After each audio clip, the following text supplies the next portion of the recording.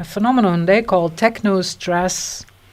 And I had to think of we use so many services now. It's available on your smartphone, in the cloud. You can work from anywhere. And the fact that everything is an app now and that everything is in the cloud now just overwhelms a lot of people. And that's what they call Technostress. And I don't know if you noticed that in one of our biggest cities in Belgium here, Antwerp, someone cut the electricity, accidentally, I hope. So they didn't have any electricity for more than an hour. So that means that the little electric trams didn't work, the traffic lights don't work, businesses, private people, so everything goes like doo. And this comes only a couple of weeks ago after the whole administration system was hacked. And so I think this shows how vulnerable we all are. The only thing I don't want to give any ideas to anyone, but basically there's literally a couple of places where you just pull the plug and then everything stops in its tracks. You can be stuck in an elevator right now and then make sure you're going to have a bad 1.5 hour. Yeah. With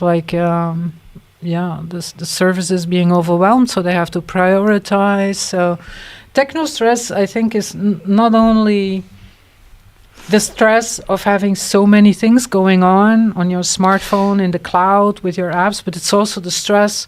You're so dependent on it. Yeah.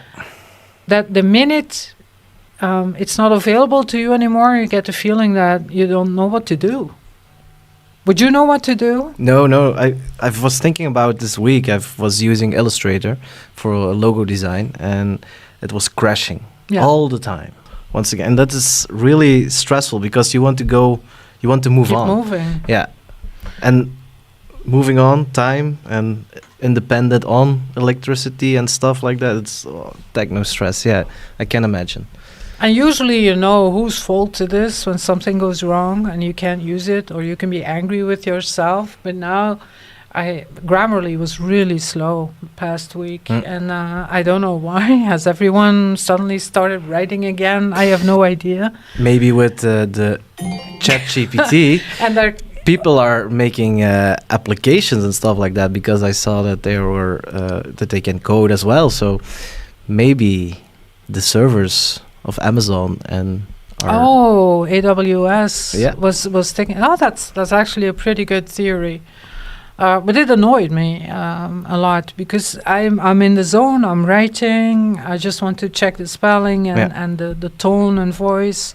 And Grammarly equally has AI. So I've been working with the professional version for 3 years now. So it knows my writing style.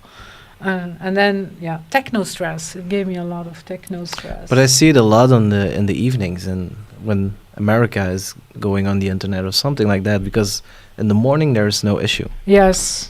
That's why I try to be. I always have good intentions in the morning, so I have my one super healthy meal for breakfast. Because when I get up, I'm full of good intentions. I'm gonna be productive. Gonna drink green tea, ginger and lemon. I'm gonna have yogurt and fruit. And by noon. It's kind of, the balance is shifting, and then by night I'm eating a full bag of crisps while watching something stupid on Netflix. And then start again in the morning. And then start all over again. But the good thing about this cycle of doom in my life is that when I feel like, yes, I can do this, I have my life under control. So before noon, I also go online and do most of the creative work. And then luckily, the ChatGPT and Grammarly and all the cloud services that I use when I have to upload video, stuff like that, that works pretty well in the morning. And then when, I don't know which one wakes up first, like East Coast or West Coast, and then you can see that it's a fight for bandwidth on these services. But you might be right, they could be most of them could be hosted at Amazon Web Services, and that kind of explains things. I'm seeing it a lot on LinkedIn. It's all the time people who shortcuts to create a platform or to make a website, and it's like low code people. It's not the big coders. Building services on top Yeah. of, yeah. There was some guy who was asking ChatGPT to find the bug in his platform, and he found it. It's really crazy that it can do this. I often ask it to clean up my HTML code because I don't like span tags. I don't like div tags. I know they kind of keep things together, but I'm not doing very complicated things. And it does that well. Also, it creates tables, like tables in my book. Tables look really good. They organize things. And